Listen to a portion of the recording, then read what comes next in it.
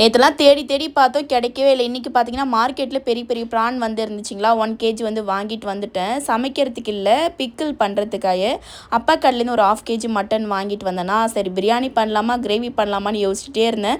சரி கிரேவி பண்ணுற night use ஆகும் இல்லையா, அதனால் கிரேவி தான் வந்து ரெடி பண்ண போகிறேன். இது வந்து நம்ம மசாலாலாம் போட்டு ஒரு 10 நிமிஷம் ஊற வச்சுட்டு அதுக்கப்புறம் குக்கரில் வந்து தாளித்து விட்டுறணும். வெளியே போயிட்டு வந்துட்டாலே சமையல் வேலை எப்படா முடியும்னு இருக்குது. ஏன்னா சமைக்க பார்த்து அந்தளவுக்கு அனலாக இருக்குது. டெய்லியுமே பட்டர் மில்க் வந்து குடிக்கிறேன்னா, அதனால் நான் ஜூஸ் மிக்சர் வந்து ஆர்டர் போட்டிருந்தேன் இல்லையா, 2 கலர் வந்து வச்சுருக்கேன் நான்.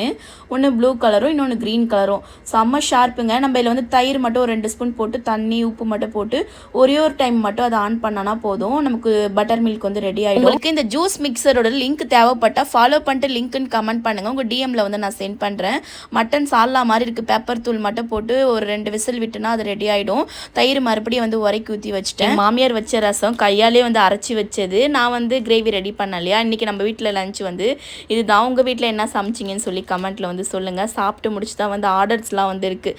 ஒரு பர்த்டே ஃபங்க்ஷனுக்காய் வந்து கேட்டிருந்தாங்க, அது எல்லாமே வந்து ரெடி பண்ணி வச்சாச்சு.